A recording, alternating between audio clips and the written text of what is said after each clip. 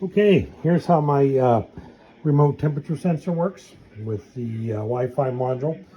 It's a web page, so I just got my iPad here, and you have to go to settings and select the Wi-Fi network, and I have it programmed to show up as analog pod right there. So there's my house and all the other neighbors' Wi-Fi networks.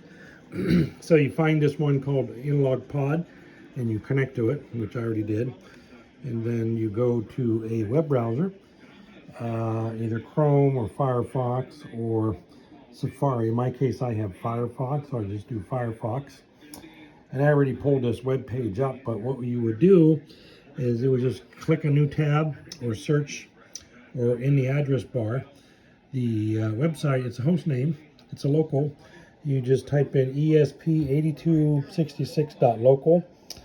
And then you go to it. And I realize I need to change the name of that, because when you go to that web page, this silly thing, you have to go select numbers and letters, and I got to make that host name easier. So I would type ESP, and then I have to actually hit the numbers and 8266.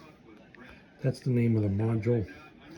Then I got to go dot local, back to letters again, so I could see that was a mistake.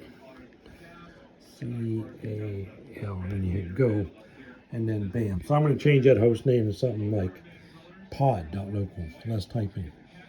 And I've incorporated a LM34, as the web page shows you. The temperature is 70.9, and where it is, it's stuck on the suction input line of my heat pump. Now I've been running a fireplace, so it's pretty toasty in here. It's 77 degrees, but I want to see that get up. So in order to get that up, I'm going to have to jack that thermostat way the hell up there, up to like 78 or 79, which we can do. Let's see if it'll get us to 79.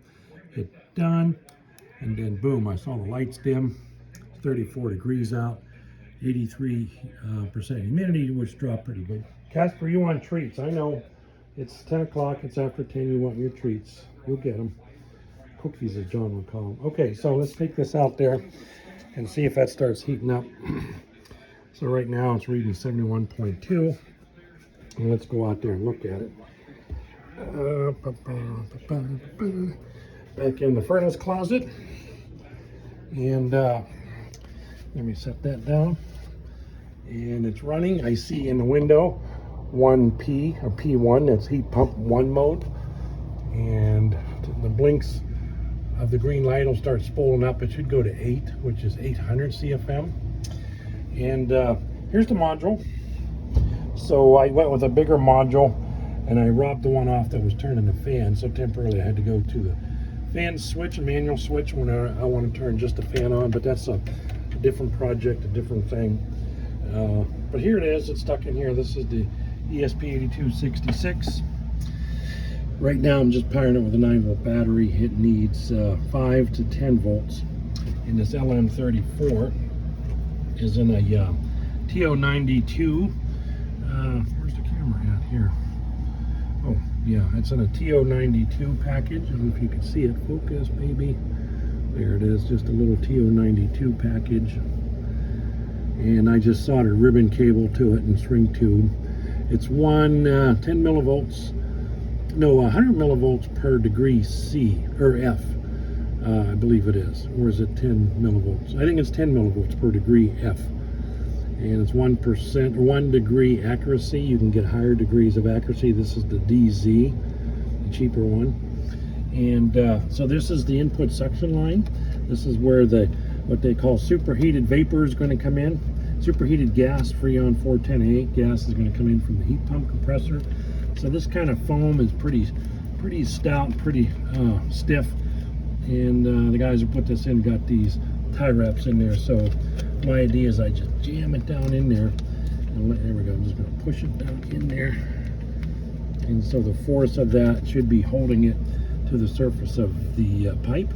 I think I should probably put something there where I can actually see it better. But there's a circuit board, a little Wi-Fi module doing its thing.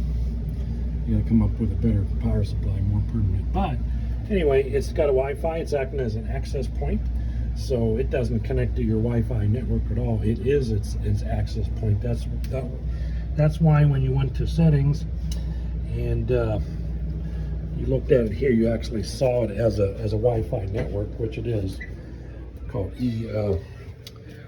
analog node, or whatever the hell I called it in the code.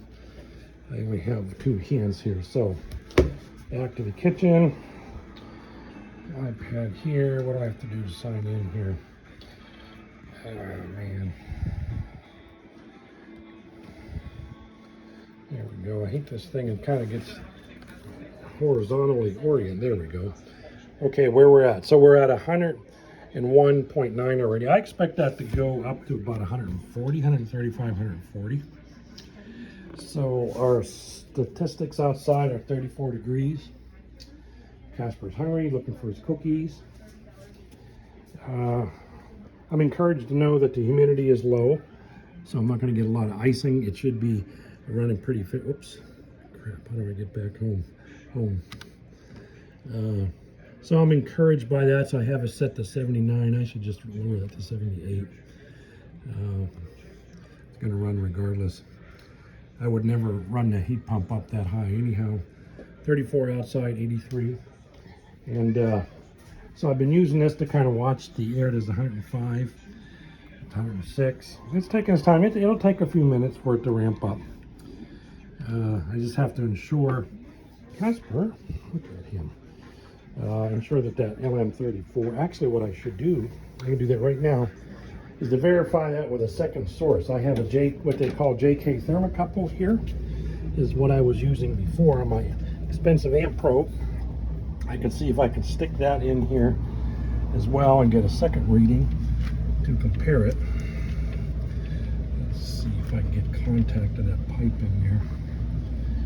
Let's see where it's heading now. That is heading to,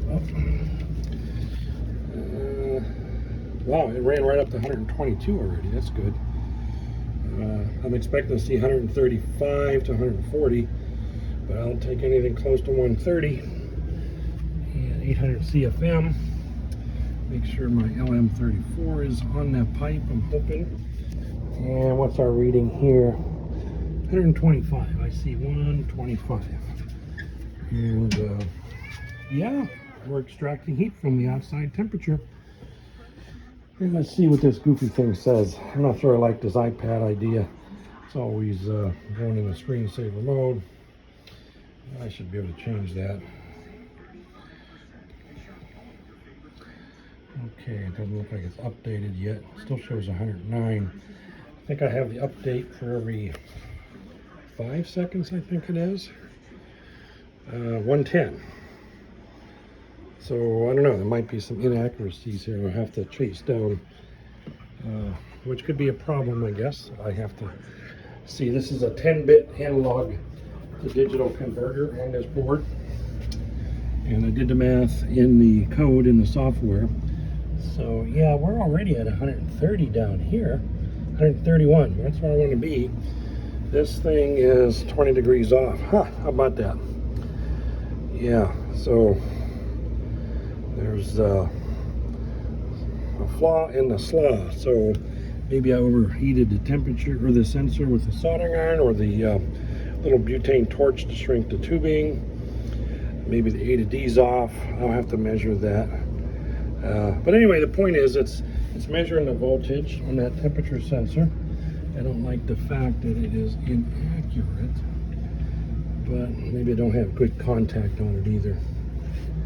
I'll have to chase that down. 113 it says. Oh boy, 114. And we're already at 126 over here. I think my thermocouple came out. So yeah, this is pretty hokey. I need to cut that insulation back and make that a little bit more formidable in there. And it's 120, 121. Yeah, I thought it was already at 130. These thermocouples have a real small contact area on that welded part of that bi-metal connection they have here. 123, 113. Yeah, I got better than a 10 degree discrepancy here. But any event, it is remotely reading. I'll have to chase down the accuracy, and it's like any other engineering project, always takes a little tweaking here and there and everywhere. So there you have it.